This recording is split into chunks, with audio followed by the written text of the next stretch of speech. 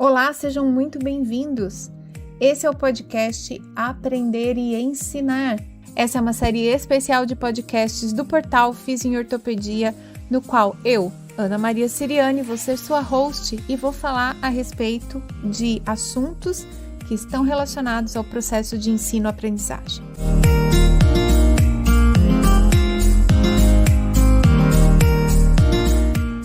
Você é estudante, professor ou você é um profissional de saúde que precisa continuar estudando para se manter atualizado.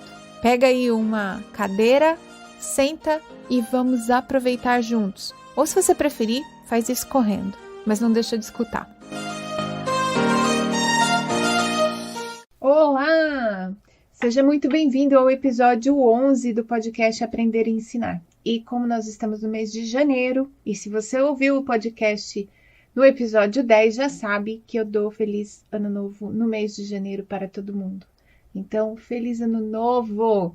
E é isso, gente. Estamos aí, né, conforme o prometido, com 2 podcasts no mês de janeiro, falando a respeito de organização para os estudos.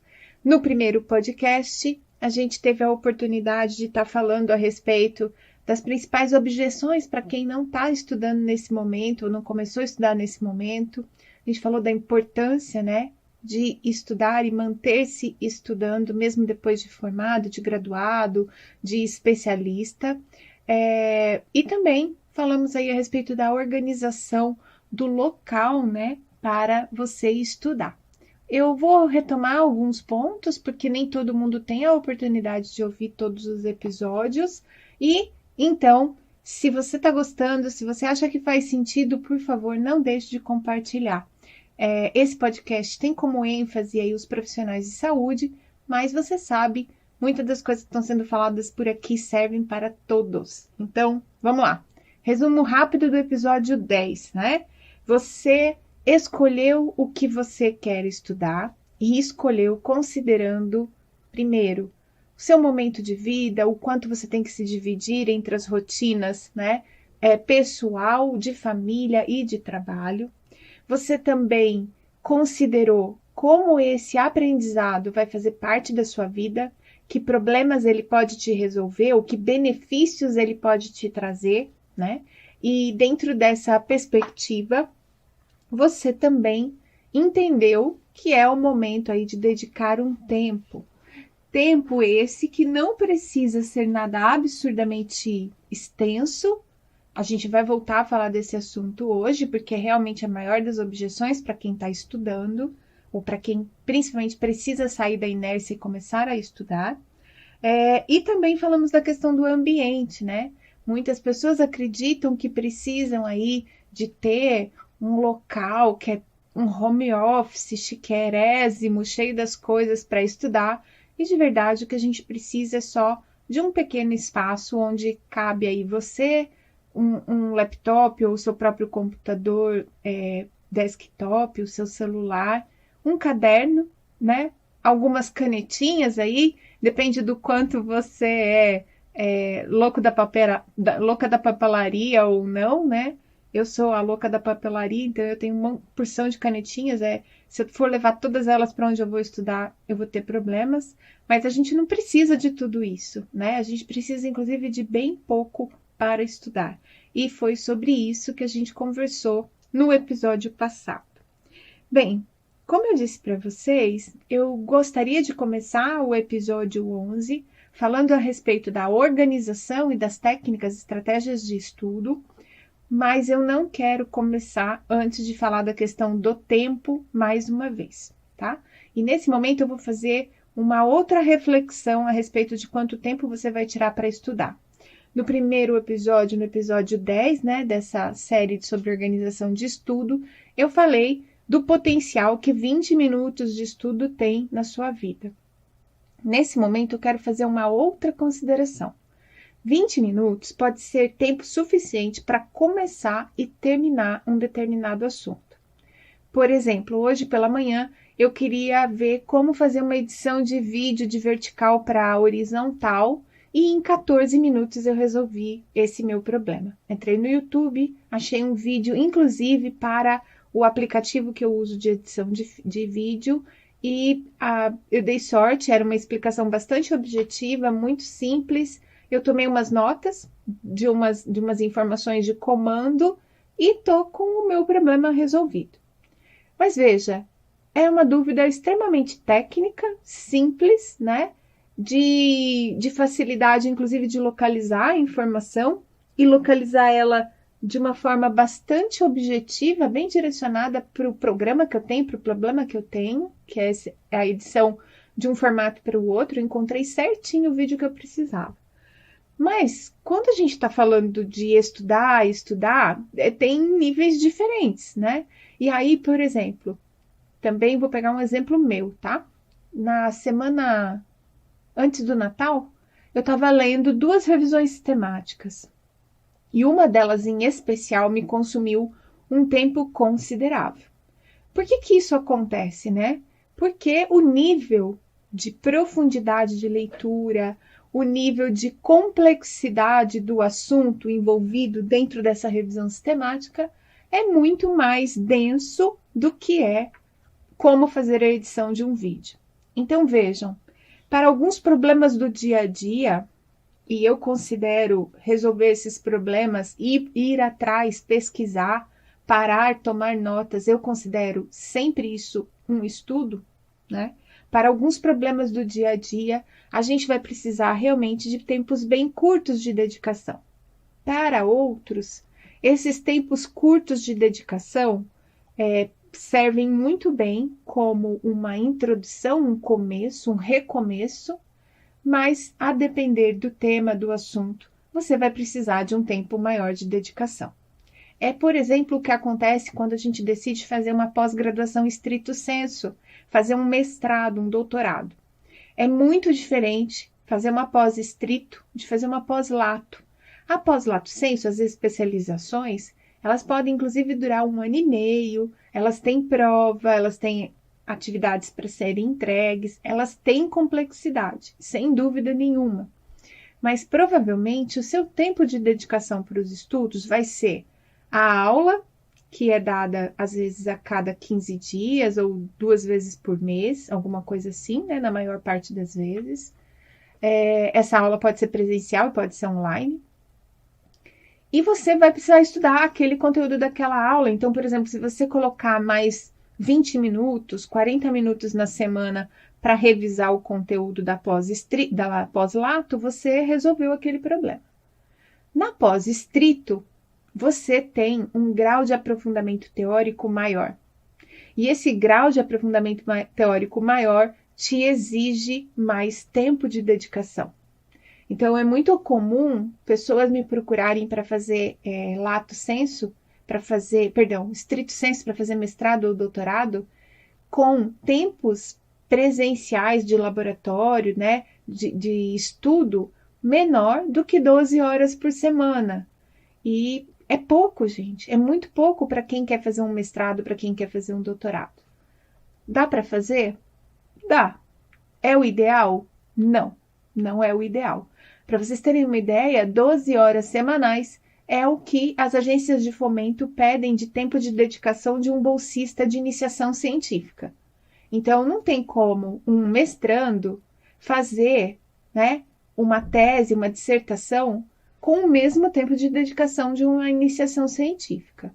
Então, sem dúvida, né, e não quero aqui criar a falsa ideia de que estudar é sempre simples e muito tranquilo, a depender daquilo que você está estudando, você vai ter sim que se dedicar mais tempo, tá bem? Isso não é para desencorajar ninguém, é só ao contrário, como é o intuito desse podcast, né? Ajudar vocês a se planejarem. É preciso ter um planejamento para quem está trabalhando para fazer uma pós stricto sensu, para fazer um mestrado, um doutorado. Porque certamente você vai ter que tirar ou horas de sono, ou horas da família durante um período, ou horas da sua clínica, do seu consultório, né? E isso significa, por exemplo, que você precisa estar financeiramente organizado.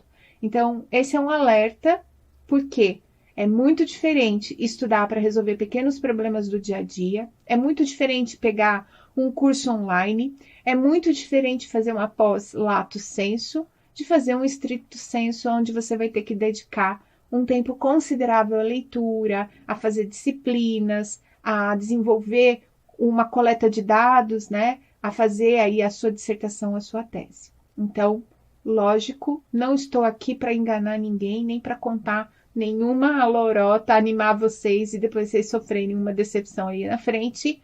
Há níveis de complexidade diferentes que exigem tempos ou cotas semanais de estudo também diferentes, tá bem?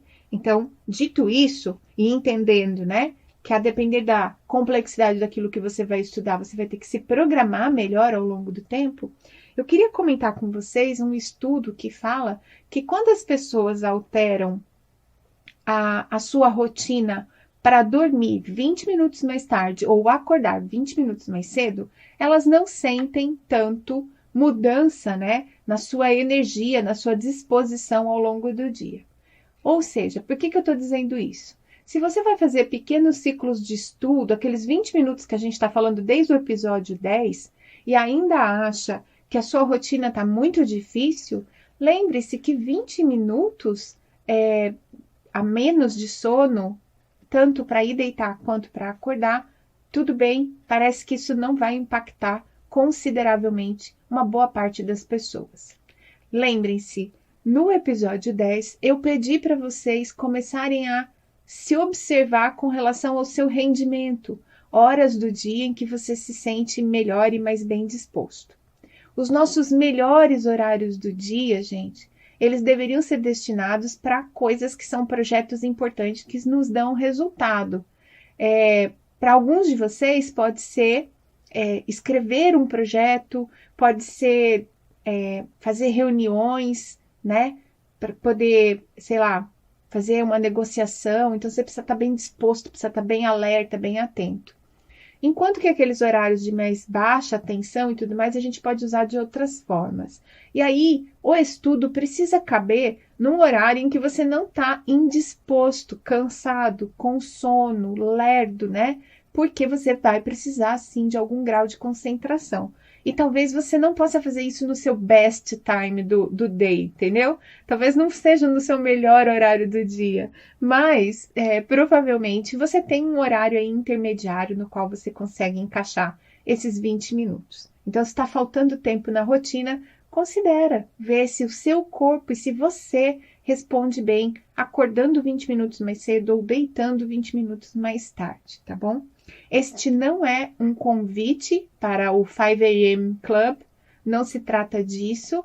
Muitas pessoas, inclusive, ao tentar essa estratégia de acordar às 5 da manhã ou mais cedo, né, possível para pegar a casa mais tranquila, os primeiros horários aí da sua energia pessoal, muita gente nem está na sua melhor disposição ou então passa o resto do dia podre, né, se sentindo cansado, se sentindo fora do seu próprio ritmo. Então, isso não é um convite para você fazer essa estratégia. O convite é: tome nota, repare nos seus estados de espírito, de ânimo, de concentração, de atenção, ao longo aí de umas 2 semanas. Tome umas notas no seu bloquinho de notas.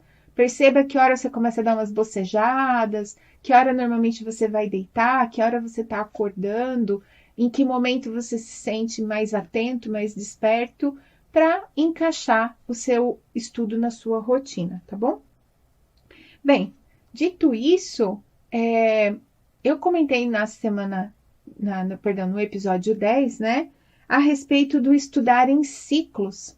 Estudar em ciclos tem a ver com várias estratégias que estão disponíveis para vocês para pesquisarem por aí, em YouTube, outros podcasts, tem gente oferecendo, inclusive, curso a respeito aí de organização para os estudos e tudo mais.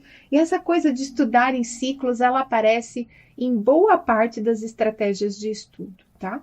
Eu queria lembrar com vocês que a gente já falou disso no episódio 4, quando eu falei para vocês de aprendizagem espaçada.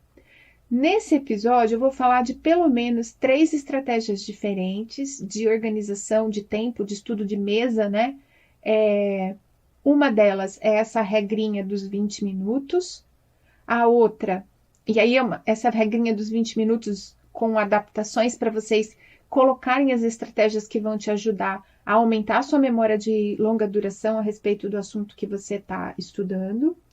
Eu vou revisar com vocês a aprendizagem espaçada e também vou revisar com vocês uma outra estratégia que estava também lá no episódio 4, que circula muito na internet, né, como arte de posts aí no Instagram, que é o método de Feynman, e eu sempre vou errar o nome dessa pessoa, mas principalmente eu vou revisar com vocês essas duas estratégias para mostrar para vocês que existe uma série de elementos que se repetem nelas e que provavelmente fazem sentido diante da ciência, da educação e do aprendizado que está disponível para quem quiser se aprofundar, tá bom? Então, vou dar uma revisada nessas coisas com vocês. E uma coisa que eu queria falar já de start, né?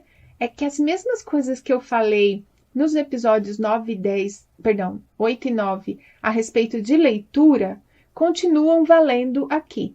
Você pode escolher coisas para estudar, né, que fazem parte aí do seu hall de coisas que você está juntando para aumentar seus resultados. Você pode estar estudando alguma coisa de interesse pessoal para você, porque você gosta, porque você está animado. E eu recomendo esse tipo de coisa para quem está começando.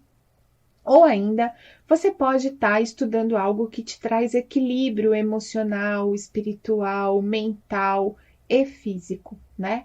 Então, aqueles três tipos de livros que eu tinha falado para vocês, aqui também nos estudos a gente pode puxar esses três, porque na verdade não são tipos de livros, são tipos de interesse.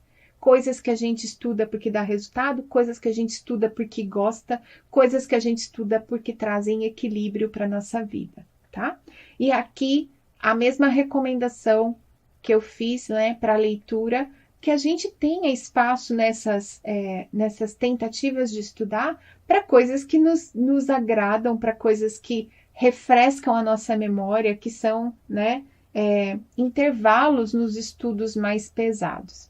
Então, eu recomendo sim, é lógico que como orientadora, quando os meus alunos dizem assim, queria tanto ler um livro, né, mas estou cheio de artigo para ler, como orientadora, a minha primeira atitude é dizer, não vai ler livro nenhum enquanto não terminar de ler o que tem que ler direitinho para a tese.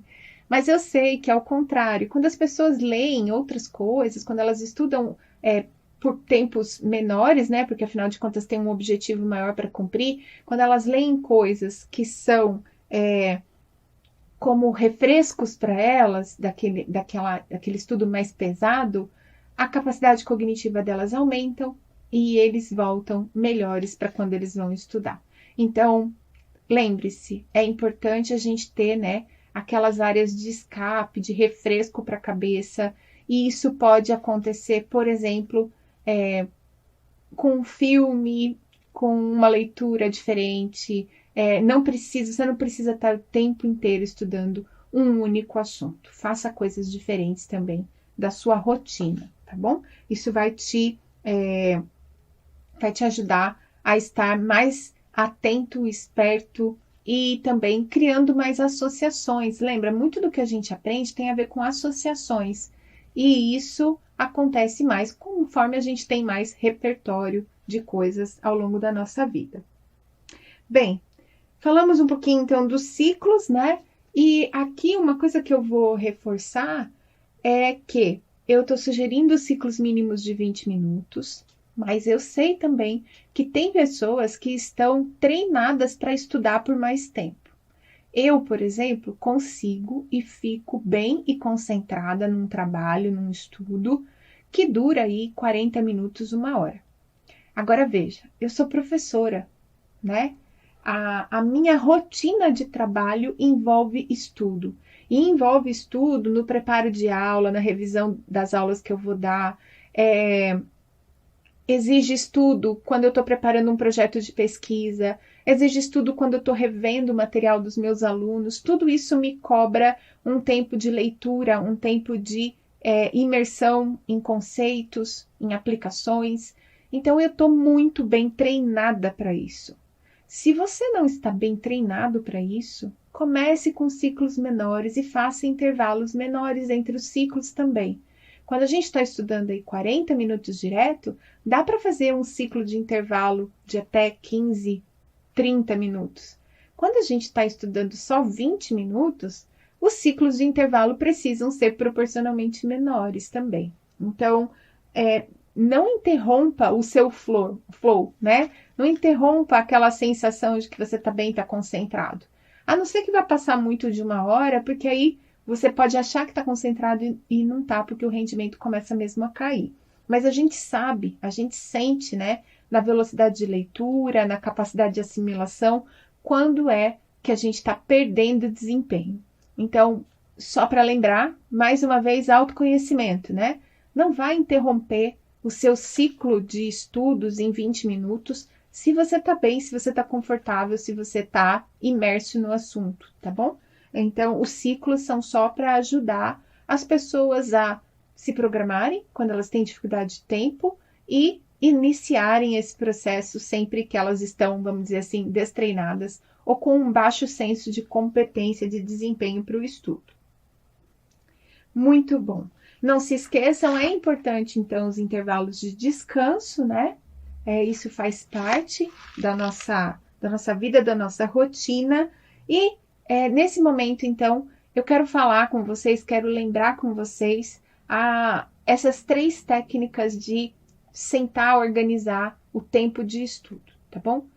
Quando a gente está falando de 20 minutos, e eu comentei isso um pouco no episódio 10, eu estava falando para vocês de ciclos, né, que podem ter uns 5 minutos para revisão de um conteúdo anterior que você tenha estudado, mais uns 15 minutos, né, de atenção focada num determinado tópico. E aí, gente, só sentar e revisar e ver um novo conteúdo não é a melhor estratégia em termos de assimilação de conteúdo, em termos de transferência para a memória de longa duração. Dá para a gente rechear essa experiência com uma série de coisas que eu vou comentar a seguir. Mas se você só tem 20 minutos, ou se você está começando agora, guarde os 5 primeiros minutos para fazer uma pequena revisão daquilo que foi estudado anteriormente. E eu vou falar várias vezes sobre como fazer essa revisão. E tem aí 15 minutos guardado para ler um livro, um artigo, assistir uma videoaula ou então se dedicar a alguma outra fonte de estudo, tá bom? Lembrando, essa não é a estratégia mais completa. Se eu tivesse indo ao McDonald's, isso aí seria o equivalente a pegar, né, um quarteirão com queijo fora do combo, sem batatinhas e sem refrigerante, tá? Esse é só o sanduba mesmo. Eu vou falar agora para vocês de outras técnicas e vou destacar elementos dessas técnicas que você pode depois ir recheando os seus 20 minutos, pode ir agregando no seu combo de 20 minutos, tá bom? O primeiro deles, como eu comentei com vocês, eu falei no episódio 4, né, que chama Como Eu Sei Que Aprendi, que é a técnica de aprendizagem espaçada. O que tem na técnica de aprendizagem espaçada? Você tem um bloco de estudos que dura cerca de 40 minutos a 1 hora, e nesse bloco você começa, né, com um período de 20 minutos de estudo, e esse estudo é um estudo de tópico único, né? Então você pega um assunto focado, só ele, fica nele de uma maneira intensa, e eu lembro que nesse episódio eu comentei com vocês que uma forma de dar intensidade a esse estudo é, por exemplo, você assistir uma videoaula em velocidade acelerada, né? Veja aí o quanto que você consegue escutar, ter compreensão do conteúdo. Às vezes, se o palestrante, se o professor fala bem lento, uma vez 0,75 pode ser legal, 2 vezes a velocidade pode ser legal, mas se ele fala muito rápido, às vezes até 1,25 já é muito, né? Mas o importante é que você tenha essa experiência de ter um volume de informação rápida chegando para o seu cérebro. Aí você vai interromper esse bloco e vai fazer 10 minutos de intervalo. E é importante que seja um intervalo real oficial, tá? Esse intervalo, inclusive, eu recomendo que não seja um intervalo de você pegar o celular sentado no mesmo local onde você está estudando. Eu recomendo que você se levante, ande, saia desse local de estudo e aí você pode checar o seu celular, pode mexer nas suas coisas, outras, pode atender um telefonema, pode mandar uma mensagem. E aí você vai voltar depois de mais ou menos uns 10 minutos para fazer um recall. O recall, que é, né, chamar pela memória o tópico que você acabou de estudar. Então, você estudou por 20 minutos, fez um intervalinho máximo de 10, agora vai fazer o recall. E o recall, gente, ele depende de notas, tá? O que eu tô querendo dizer? Naqueles primeiros 20 minutos, e isso você faça também nos seus 20 minutos de estudo, se você não está fazendo aprendizagem espaçada, você tem aí, durante assistir a videoaula, ou durante estar lendo um texto, ou durante estar lendo um livro, tome notas, tá? Tem vários trabalhos já na literatura dizendo que tomar notas no computador ou manual é a mesma coisa. Eu, Ana Maria, particularmente gosto, né, de escrever à mão. Existe uma razão antropológica, inclusive, para isso. Eu já vou falar dela. Mas eu quero primeiro terminar o método de aprendizagem espaçada, então eu volto já a falar mais especificamente das notas. Na fase de recall, você deve tentar lembrar suas anotações sem ter contato com elas, tá? Bloco de 20 minutos de estudo intenso, 10 minutos de intervalo, de preferência fora daquele ambiente onde você estava estudando. Volta para um bloco de recall a respeito das notas do assunto que você estava estudando. Aí você faz mais um intervalo pequeno e tenta fazer um exercício prático ou ainda montar aí uma série de perguntas relativas às suas anotações ou um mapa mental daquilo que você está estudando. Então, veja, o método de aprendizagem espaçada, ele tem 3 blocos de estudo com fontes diferentes, 2 blocos de intervalo, que você pode até encurtar um pouco eles, mas é importante que eles sejam intervalos reais, né?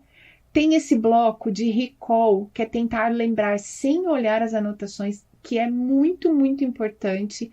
Quanto mais eu vejo coisas a respeito de aprendizado, parece que o esforço de puxar pela memória aquilo que se acabou de estudar é um elemento muito importante para que a gente consiga guardar na memória de longa duração essas informações.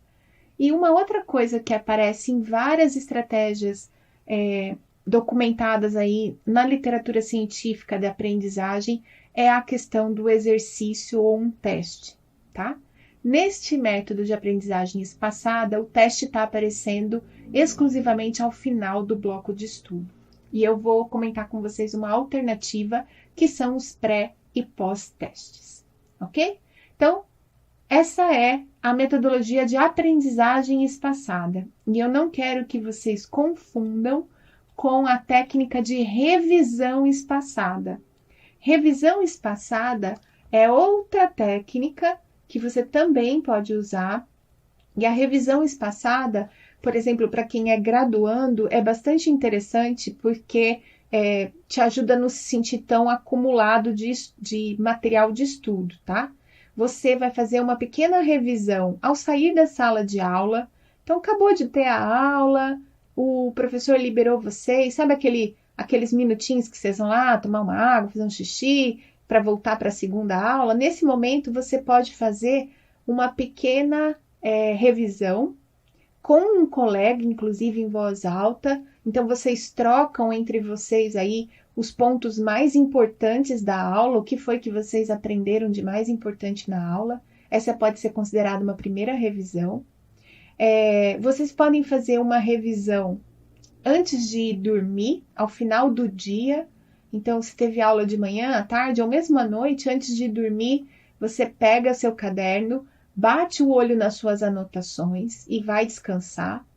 E aí, você pode espaçar mesmo essa revisão para uma semana e até um mês após essa aula. Então, é importante que durante as aulas, reparem, vocês tenham anotações para poder fazer uma revisão. A técnica de revisão espaçada, ela inclui você consultar, olhar suas notas, mas você pode, para potencializar, usar o recall também, né? Antes de olhar as anotações, você cobre ela com uma outra folhinha de papel, ou você simplesmente senta e tenta se recordar e depois você volta para olhar as suas anotações mesmo. Então, uma coisa é a revisão espaçada, é voltar naquele conteúdo mais vezes. E é por isso que dentro do bloco de 20 minutos que eu recomendei para vocês estudarem, eu estou deixando os 5 primeiros minutos para revisões, que é para vocês olharem aquilo que vocês estudaram antes, para vocês fazerem uma estratégia de revisão espaçada. E aí vai depender da rotina que vocês tiverem, o quanto de espaço vai ter essa revisão, né? Esses 5 minutos aqui pode ser 2 vezes por semana, pode ser uma vez por semana, depende de quantas vezes você está colocando horários de estudo na sua agenda. Então tá, essa revisão espaçada. A aprendizagem espaçada é na hora de estudar, fazer blocos, e essa estratégia você vai levar um pouco mais de tempo estudando. Ela é bastante útil para assuntos um pouco mais complexos, né? Para tópicos aí de especialização, para um estudo relativo ao seu mestrado, ao seu doutorado.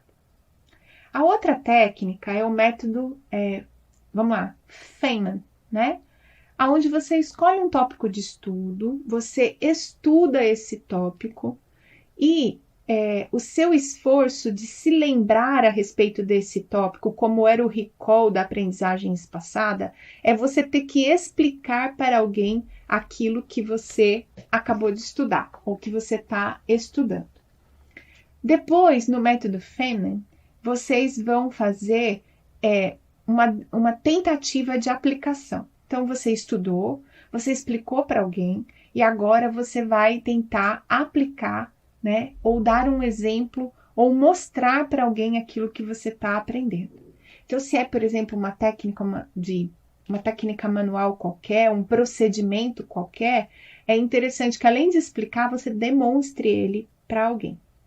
Por quê? Porque nesse momento de elaboração, resumo, síntese, organização para você explicar para outra pessoa, você está reforçando aquele conhecimento que você adquiriu e também está procurando a lógica, né, a racionalidade aí por trás dos diferentes conceitos, das diferentes sequências que você tem que dar para aquela aplicação, para aquela demonstração. Nesse método Feynman, tem ainda a questão de avaliar o que você aprendeu. Então, uma quarta etapa é você submeter aquilo que você aprendeu a uma autoavaliação. Eu quero fazer um ponto aqui, fazer uma parada dentro do método. Nós temos 5 elementos nele, eu estou no quarto, mas eu quero fazer uma parada aqui que tem uma coisa muito importante. Quando a gente é graduando, quando a gente tem uma prova no lato sensu, quando a gente tem as matérias da pós-graduação, mestrado, doutorado, e elas têm um trabalho final, ou elas têm uma prova, ou a gente está perto de apresentar a tese, todos esses são momentos de avaliação, né? No estágio, o seu supervisor está te olhando, nas disciplinas você tem prova, tem dia que você tem que ir lá e fazer prova. Todos esses são momentos de avaliação. Nenhum desses momentos é um momento de autoavaliação. São avaliações aplicadas por alguém e essas avaliações normalmente têm como característica o passou ou falhou. São as avaliações que a gente diz que são avaliações que definem o progresso do estudante. Então, por exemplo, se você não alcança a média numa matéria, você está reprovado, tem que fazer ela de novo. Se você não alcança a média na sua prova de especialização, você fica lá devendo uma determinada tarefa, um determinado trabalho para entregar. Se você reprova na sua qualificação de mestrado ou doutorado, você tem que ir lá e refazer. Todas essas são avaliações que definem progresso. Essa avaliação que tanto está presente, né, nesse método de Feynman, quanto na aprendizagem espaçada no último bloco, quando ele pede para você fazer um exercício prático ou teórico, essas avaliações são avaliações de fomento ao ensino. São autoavaliações. É você que deve refletir a respeito daquilo que você acertou e errou para entender o que dos conceitos que você está estudando, né, ainda está faltando para você. Está faltando você adquirir aquela expertise, aquele conhecimento, aquele tópico em especial. Quando a gente está num curso bem estruturado, num curso assim, que está melhor preparado, é muito comum que você encontre pré e pós-teste. Então, na Udemy mesmo, por exemplo, vários cursos têm essa estratégia. Você, antes de começar o vídeo da videoaula, você tem um testezinho, às vezes é 4 ou 5 perguntas de verdadeiro ou falso. Aí você assiste a aula e aí você refaz o teste. O que acontece nessa estrutura de pré-teste, aula e pós-teste? No pré-teste, a gente já consegue pegar aquilo que é o conhecimento adquirido de um estudante, principalmente nas especializações, mas na graduação isso também está presente, tá? Mas principalmente nas especializações, a gente está falando de profissionais que já graduaram, que têm um conhecimento de base, que conhecem algumas das coisas que vão ser ditas na especialização. A especialização é um aprofundamento, né? A mesma coisa pode acontecer para pós lá estrito, né, para o mestrado e para o doutorado. Você pode ter lido algo teórico a respeito do seu trabalho antes de estar lá escrevendo a sua tese, escrevendo a sua dissertação. E na graduação, como a gente tem ainda muitos cursos em unidades de ensino isoladas, né? Você faz lá aquele bloco inicial do curso pré-profissionalizante, depois você faz o profissionalizante, depois você faz a formação prática no estágio. Quando você está, por exemplo, no bloco lá das disciplinas aplicadas, eu preciso que você saiba anatomia, fisiologia, cinesiologia, biomecânica, cinesioterapia. Então, quando eu vou começar a falar do tratamento de uma condição clínica em especial, você já tem conhecimentos que estão relativamente desarticulados ou articulados, e o pré-teste é um excelente indicativo para você do que é que você precisa tomar mais atenção ao longo do seu estudo. Por exemplo, quando você está fazendo um curso online que tem pré e pós-teste, tá? Aí você vai lá, faz o pré-teste e tira um notão, vamos dizer assim, né? É que não é nota, é por acerto e erro normalmente. Então tinha lá 5 verdadeiro e falso, você acertou 5. Isso significa que o curso que você está fazendo é fraco para você? Pode ser, mas provavelmente isso significa que você vai ter a oportunidade de ver algo que você já sabe, da boca de outra pessoa, com outras experiências e que podem trazer novos insights para você. Você só não precisa gastar o mesmo tempo que gastaria com um módulo no qual você está absolutamente cru ou 80% cru, certo? Então, o que eu faço, por exemplo, se eu fizer um pré-teste e eu for muito bem nele? Eu assisto o vídeo numa velocidade mais rápida e fico atenta para quando vai aparecer aquela questão que eu errei ou que eu perdi durante o pré-teste. Estão entendendo qual é a ideia dessas avaliações? Essas são avaliações que fomentam o ensino, organizam o ensino, colocam você num modo mais atento a respeito daquilo que você está aprendendo. A forma mais comum de fazer isso são pré e pós-testes, mas você pode fazer testes ao final, você pode fazer uma série de coisas ao final dos blocos, ou mesmo na revisão espaçada, tá? Para você, então, confirmar o que você aprendeu, ou o que você já sabia, e aquilo no qual você deve investir mais tempo, deve ficar mais tempo durante o seu estudo. Durante muito tempo, os nossos professores usaram as avaliações exclusivamente para dizer para a gente se a gente estava aprovado ou reprovado. O meu convite agora é que vocês tenham momentos de avaliar o quanto vocês estão progredindo nos estudos.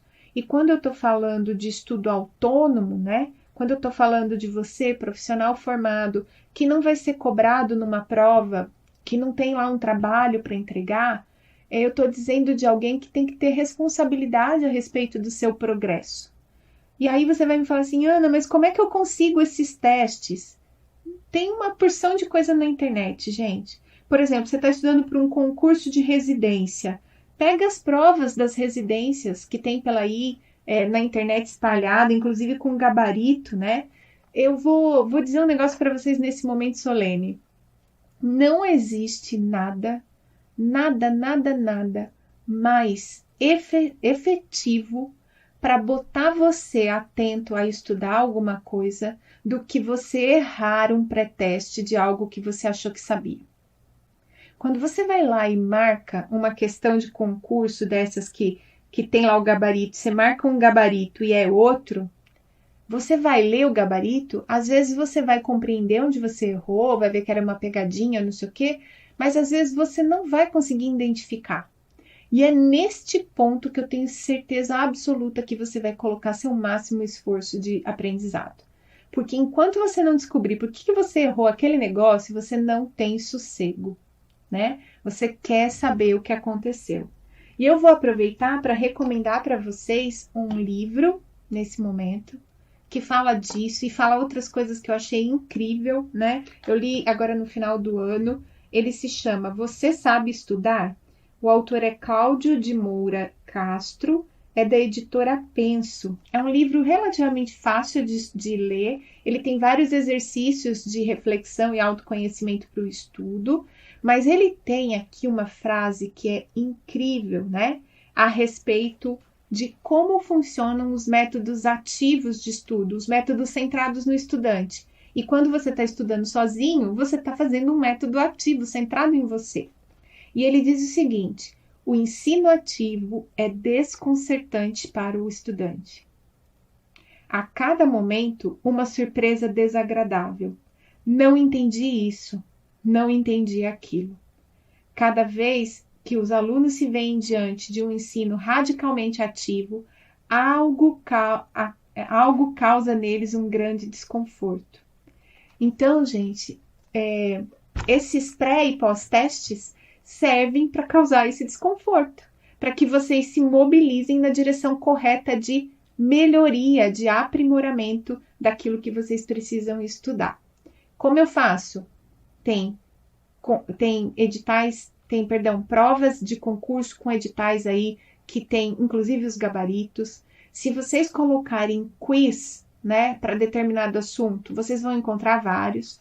Outra dica, alguns livros texto, principalmente o pessoal da graduação, tem livro texto de graduação que tem lá, nesse capítulo você deve aprender isso e aquilo, que são os objetivos de estudo, mas no final do capítulo, o professor tem lá, o autor do capítulo tem uma série de perguntas abertas para você responder, ou então às vezes tem quiz mesmo. Eu conheço programas de especialização, de aprimoramento profissional, que o caderno de exercício tem quiz comentado. Então você faz, olha depois e vê se você errou, se você acertou e por quê. Tá comentada a questão, né?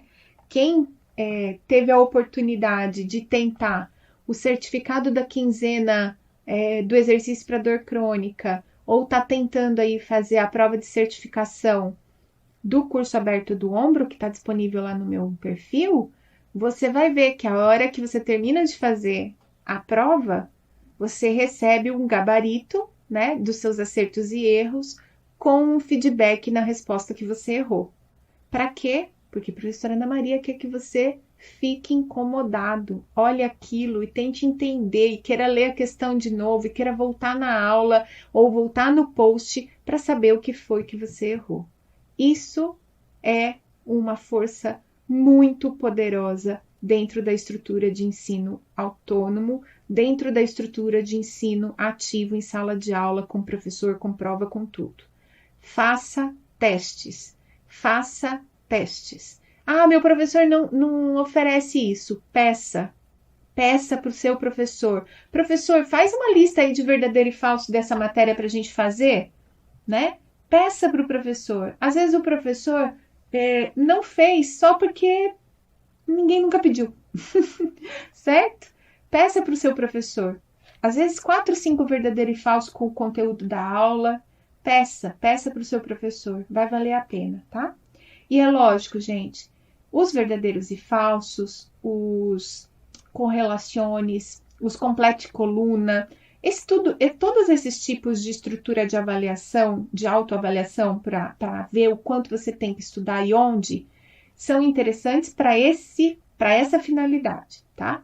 Como eu disse para vocês, e tá lá na revisão espaçada, você pode, por exemplo, fazer um exercício prático ou teórico, como, por exemplo, responder perguntas abertas, tá? Responder por escrito perguntas abertas ao final de um bloco de estudo, uma pergunta mais elaborada do que um verdadeiro e falso, né? Vai exigir de você um esforço parecido com aquele que é contar para um amigo o que foi que você aprendeu. Quando você está contando o que você aprendeu, você é obrigado a se ouvir, criar raciocínio, sintetizar, colocar numa ordem lógica para a pessoa que vai escutar. Quando você está escrevendo também. Então, a escrita é uma importante fonte de elaboração do raciocínio, da cognição, e é também uma habilidade que eu sei que num mundo de apostilas, num mundo de videoaulas e quizzes, a habilidade de escrever e se comunicar bem por escrita tem sofrido, a gente sabe disso. Então, tentem usar esse momento das revisões para vocês escreverem, né? Responder perguntas abertas. Lembrando, né? Toda frase tem que ter sujeito, verbo, advérbio, porque às vezes, inclusive, corrigindo provas de questões abertas, eu vejo que os alunos começam um raciocínio e não conseguem completar. E isso é muito, assim, é uma pobreza, né? É uma pobreza cognitiva e a gente precisa trabalhar, né? Para sermos pessoas melhores, para poder desenvolver nossa intelectualidade e ser uma pessoa mais bem articulada, com mais posição. Até para falar, a gente precisa escrever bem, saber organizar bem as nossas ideias, tá bom? Bem, só para completar então o Feynman. O Feynman é: estude um tópico, explique para alguém, mostre ou dê um exemplo, avalie o que você aprendeu, revise organizando os tópicos estudados. E de novo, na revisão, né? Tente sempre fazer na estratégia de recall antes de consultar as suas anotações. Quero fazer uma pausa agora para falar um pouco de anotações. Nós temos diferentes estratégias de anotação. A gente tem, como eu já disse, a possibilidade de fazer isso eletronicamente, num bloco de notas, no seu arquivo do Word, no próprio PDF onde você está lendo. Mas, né, como eu disse, eu gosto de considerar tomar notas à mão. E eu disse para vocês que existia uma razão, inclusive antropológica. Muito do que o ser humano precisou aprender, ele precisou aprender para sobreviver. E uma das habilidades mais importantes aprendidas pelo ser humano para sobreviver era onde estavam os perigos, onde estava a água, onde ele poderia caçar, onde ele poderia coletar comida.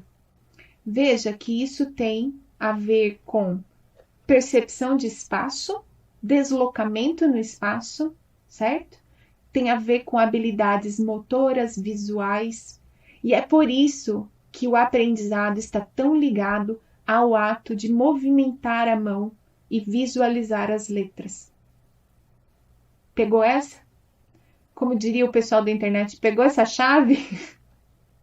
Eu não gosto muito desses jargões, não, mas pegou essa chave? Tomar nota à mão é um ato motor e visual, certo? Que está fortemente correlacionado com a nossa habilidade de memória.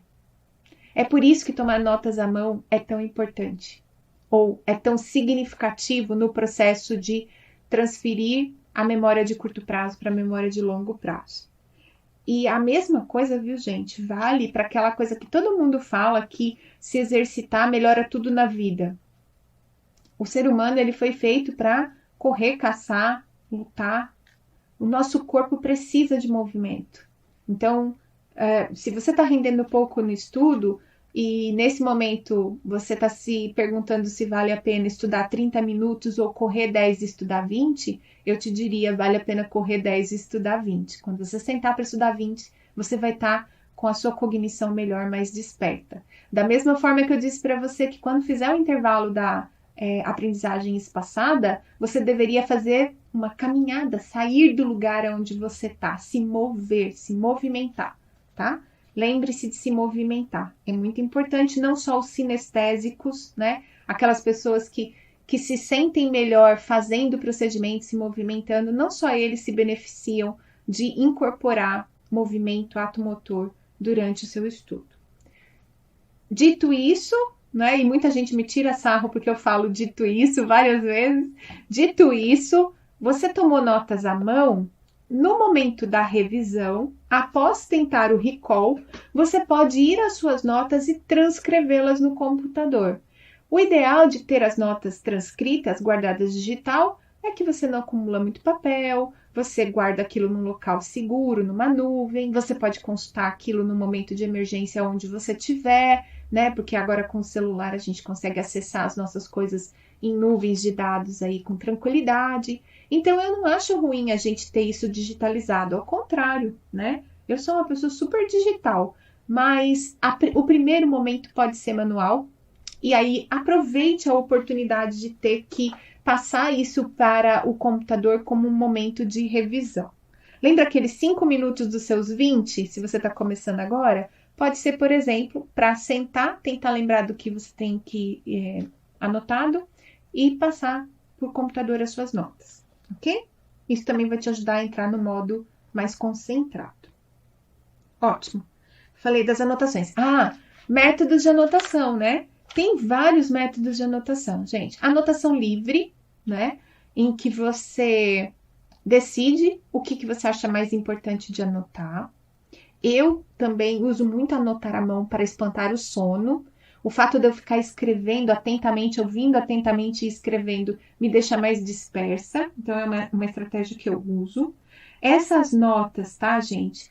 Elas, como eu disse, podem ser absolutamente livres. Podem ser, inclusive, taquigráficas, né? Aquelas anotações que você pega, assim, só um pedacinho da palavra. Elas podem ser anotações ilustradas, que é uma técnica nova que eu tenho visto muita gente fazer, às vezes para resumo de reunião, para resumo de videoaula, você toma nota e faz uma pequena ilustração que te lembra algo daquela discussão ou daquele assunto. Isso é diferente de fazer mapas mentais. Mapas mentais também são um tipo de anotação, só que aí ele tem uma estrutura hierarquizada, né? Que tem muito a ver com a forma que a gente organiza o conhecimento dentro do cérebro, e a estrutura do mapa mental, ela também te favorece mais associações. Como eu disse para vocês, mapas mentais é uma coisa difícil de falar no podcast, porque não dá para visualizar, e o forte do mapa mental é a questão visual, tá? Então, oportunamente, a gente vai falar, ou vai pensar em uma estratégia para falar de mapa mental de uma forma mais visual para vocês, ok? E ainda tem, e eu já comentei isso no meu Insta alguma vez, as notas Cornell. As notas Cornell é uma estrutura de tomar notas que numa folha de caderno você faz uma pequena coluna mais estreita à esquerda, uma coluna larga à direita e uma linha grossa, né, no fim da folha. Para que serve? O bloco grande à direita é para você tomar nota daquilo que aconteceu durante a aula. O bloco de baixo, né, são resumos, highlights da aula, os tópicos mais importantes e alguma coisa que talvez você tenha ficado curioso, queira estudar. E essa coluna fininha à esquerda da folha, ela serve para você registrar a sua revisão.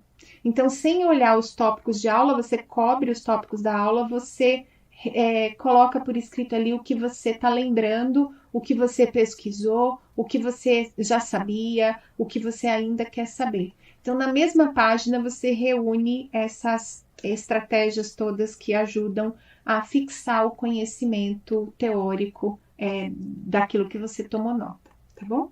Então, tome notas, diferentes estratégias, veja o que é melhor para você. As notas manuais são mais rápidas de serem feitas do que no computador, porque no computador a gente acaba, né, digita, volta, formata, é diferente de fazer, o ritmo é diferente. E sempre se lembre, ao tomar notas, as notas não são para serem consultadas diretamente nos procedimentos de recall. Sempre use recall primeiro, sempre tente se lembrar de cabeça das anotações.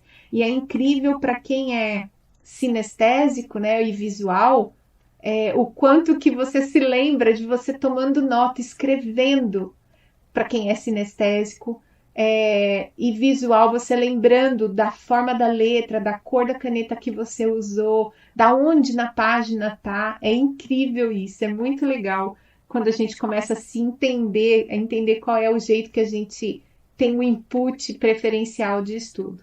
Lembrando que todas as fontes de informação é melhor porque te dá mais entrada de conhecimento. Para quem não sabe do que eu estou falando, assista o episódio Estilos de Aprendizagem, tá bom? Bem, falei de anotações. Ah, uma coisa que eu esqueci de falar. Na hora de fazer o recall, de fazer, né, essa memória de cabeça das suas anotações, se você é do tipo que gosta de falar em voz alta, se solta, tá? Por isso também que eu recomendei para o pessoal da graduação fazer uma pequena conversa com um amigo, né, um parceiro aí de estudo, em voz alta, daquilo que é mais importante, do que achou mais importante da aula. Falar em voz alta é outra forma de estímulo de aprendizagem que entra na nossa cabeça e nos ajuda a memorizar, a guardar conteúdos teóricos, tá bom? Nas suas anotações, tente sempre também pensar em associações. Então, se aquela matéria está te lembrando alguma coisa que você já estudou, se você tem alguma aula que você assistiu, que você viu, se você lembra de algum conteúdo que está relacionado com aquele, registre as suas associações, ok? Bem, e aqui, gente, eu quero falar a respeito de mais uma coisa que aumenta a nossa capacidade de estudar. Nós estamos chegando a quase 1 hora de podcast, né? Que são as perguntas de metacognição. Então, vamos lá. Quando a gente está aprendendo conceitos, os conceitos normalmente eles são bem lineares, né? Do tipo, força da gravidade é a força de atração dos corpos para o centro da Terra. Ponto. É isso que é a gravidade, é o conceito. Acabou, né? E aí, no máximo, você pode lembrar que força é uma grandeza vetorial, que tem módulo, direção, sentido, entendeu? E aí, tudo bem. Mas a definição de força de gravidade é uma, o conceito força de gravidade é um, e ele é o que é. Quando nós estamos falando de saúde, né? E, de novo, esse é um podcast voltado para profissionais de saúde, pensando em profissionais de saúde, mas eu tenho certeza que o que eu vou falar agora se aplica a outras profissões também. Quando a gente fala de saúde, saúde é sempre algo complexo. As relações de causalidade, as soluções baseadas em uma única estratégia ou um único método isolado, essas coisas parecem pouco razoáveis quando a gente está falando de saúde. Então, quando um professor está dando aula, não é incomum, e eu tenho certeza que eu faço isso também, na tentativa de ser mais didático, de ser mais enfático, de tornar aquilo mais fácil para o aluno estudar, a gente acaba fazendo simplificações ou generalizações ou criando um efeito, né, de simplificação de conceitos, de aplicações, de técnicas de tratamento. Isso é muito comum. E não é por maldade, por falta de profundidade do professor. É porque às vezes é a melhor estratégia pedagógica para o assunto chegar até você, tá? Mas você, estudando, precisa desenvolver o seu senso de crítica de consideração a respeito dessas coisas, tá? De análise dessa informação.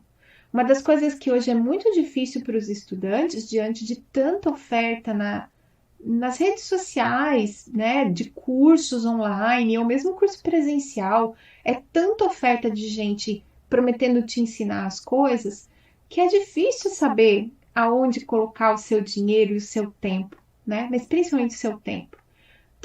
A quem eu devo dedicar a minha atenção?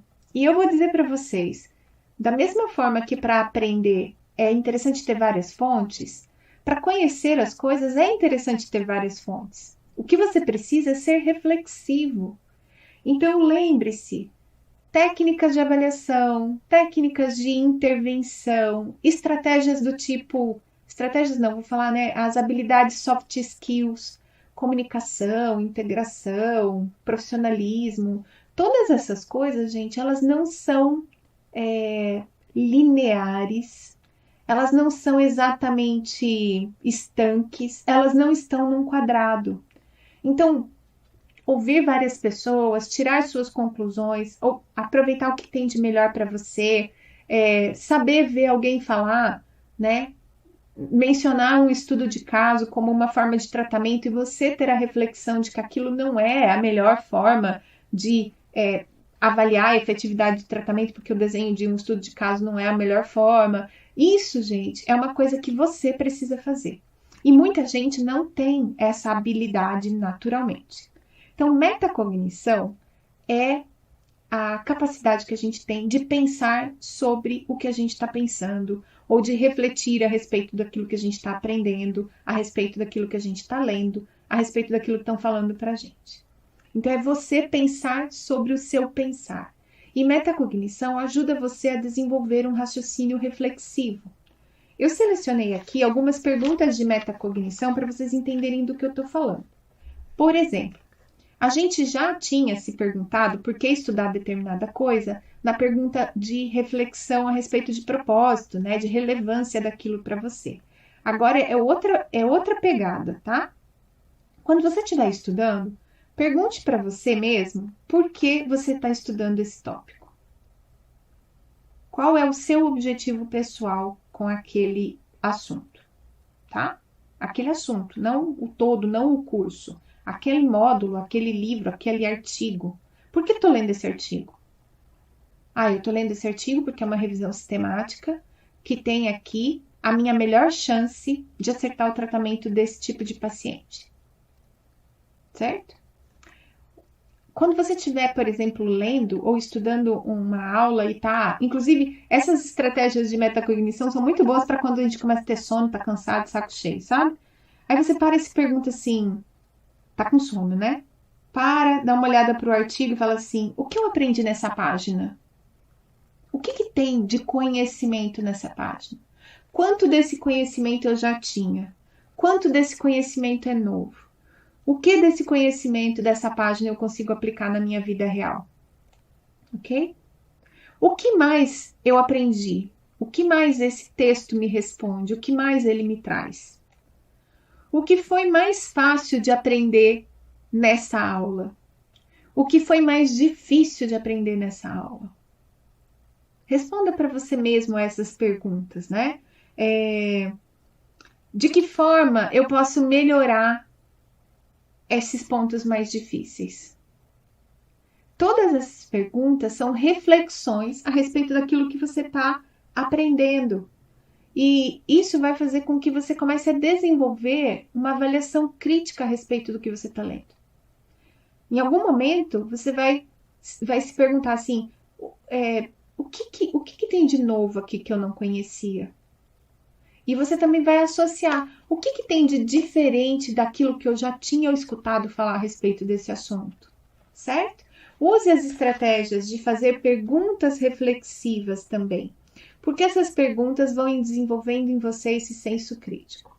Eu trabalho com um professor aqui no Centro de Desenvolvimento Docente, professor Marcos Borges. Ele é responsável por uma oficina de boas práticas em perguntas de múltipla escolha. E ele fala um negócio que eu acho muito legal e eu vou contar agora para vocês. O professor Marcos fala sempre assim, Quando você monta um grupo de questões de múltipla escolha, é importante que todas sejam plausíveis. Isso é a estratégia da formulação da questão de múltipla escolha, para que não fique evidente qual é a resposta, né? Para que realmente aquela oportunidade seja uma oportunidade da pessoa pensar qual é a melhor estratégia para responder, qual das respostas da múltipla escolha é a melhor para ser escolhida. Mas mais do que isso, sabe o que ele diz? Toda vez que a gente está montando questões de múltipla escolha para a saúde, sempre e nunca são duas palavras que a gente deve evitar, porque costumam matar o gabarito. E é engraçado como que a gente, quando está estudando, está buscando respostas do tipo sempre e nunca, né? Então, estudar é muito bom, mas eu gostaria que todos vocês estivessem estudando com os olhos em serem também reflexivos. Saúde é coisa complexa, tem múltiplas camadas nos assuntos, as relações de causalidade direta são raras, né? Essa coisa de relação dor e movimento é um excelente exemplo para falar disso. Porque dói ao movimento não quer dizer que o movimento é o que está causando a dor. E é muito difícil as pessoas entenderem isso. E em vários momentos vocês vão ver isso nas aulas, nos cursos, né? Como uma simplificação teórica, uma tentativa do professor de dar uma das justificativas para aquele evento doloroso, e às vezes a gente acaba resumindo isso num conceito simplificado, sem profundidade, não, muito superficial. Então, lembre-se de, durante o seu procedimento de estudar, também ser um estudante reflexivo, considerar, ouvir diferentes opiniões, pegar para você o que te interessa, o que te deixa mais confortável e tranquilo e aproveitar isso da melhor maneira possível, tá? Aplique o quanto antes o conhecimento aprendido. Vocês viram na técnica do Feynman, né, que ele recomenda demonstrar, tentar fazer algo sempre que for alguma coisa que exige procedimento. Quanto mais rápido você tentar é importante. Fiz um curso de comunicação. Segunda-feira, vai para o seu consultório e tenta aplicar as técnicas que você aprendeu. Olha lá suas anotações, deixa ali num lugarzinho onde você pode dar uma espiada disfarçadamente, mas vai tentando, porque isso vai fazer essas informações irem mais rápido para a sua memória de longo prazo, tá? Não deixe de fazer testes, de responder perguntas para você mesmo, não tem problema. Ana, não tenho gabarito. Você tem sim, você tem livro, você tem a aula, você pode sempre conversar com alguém, pode sempre conversar com um colega mais experiente, pode sempre pedir ajuda para alguém na internet, pode sempre escrever para um professor, você vai ter um gabarito sim. E vou deixar uma última dica, a gente está estourando uma hora de podcast, que é a questão que eu sempre escuto também, né, de profissionais que estão formados e que dizem assim, eu me sinto desestimulado, porque onde eu trabalho só eu quero estudar, só eu quero fazer as coisas novas, só eu quero empreender novos esforços, né, no trabalho. Gente, quando a gente começa a estudar e a gente tem vontade de contar o que a gente está fazendo, ou a gente quer, né, usar essas estratégias de ensinar outra pessoa, a gente precisa saber lidar com o ritmo e o momento de vida dos outros, né? Ser empático com eles também. A gente precisa entender, né, que ser um exemplo é diferente de ser arrogante, né? Essa é uma coisa que eu gosto muito de dizer. Às vezes os mais jovens chegam num gás muito grande, num serviço público, onde tem um monte de gente já trabalhando há muitos anos, que por vários motivos está desmotivado, né? E aí acaba passando uma postura arrogante, às vezes nem quer ser arrogante, mas acaba passando essa postura. Faça com a sua equipe, converse com as pessoas, tente entender algo que eles também gostariam de aprender, divida momentos de aprendizado, seja exemplo, né? Motive seus colegas, mostre o seu entusiasmo, procure nos outros algo que eles também querem aprender. As pessoas às vezes querem aprender coisas muito diferentes da gente. Não é que eles não querem aprender nada, eles só não estão interessados exatamente na mesma coisa que você. Então, busca na sua equipe um grupo de estudantes, né? Da melhor maneira que você puder, com carinho, com afeto. As pessoas aprendem com afeto. É muito ruim você aprender uma lição, um assunto, qualquer coisa assim, numa experiência difícil, de um feedback muito ruim, ou de ser ridicularizado. Vocês sabem disso. Quem teve na graduação e teve alguma experiência ruim com o professor ou com outro colega, sabe do que eu estou falando. Não reproduza isso na sua vida profissional. Motive seus amigos de trabalho, façam um grupo de estudo, distribuam problemas que a clínica tem, né, para resolver entre vocês, com diferentes tópicos, cada um estuda, faz uma grande mesa, discute, põe isso num horário descontraído, gostoso, com um bolo, um café, se reúnam para estudar, congreguem com as pessoas, não fiquem isolados na tentativa de estudar. Quando a gente tenta ensinar, quando a gente divide o que a gente aprende mais. E é isso para este episódio. Espero que tenha sido proveitoso. Não se esqueçam, vai ter uma arte, uma postagem, né, desse podcast lá no @Fiz em Ortopedia. Se você quiser deixar alguma dúvida, algum comentário, me marca, Ana Maria Siriani, e eu vou usar lá esse post para acompanhar o feedback de vocês. Gostou? Compartilha, marca, posta aí faz o seu print do seu podcast, marca a gente e até o episódio número 12. Um grande abraço para vocês.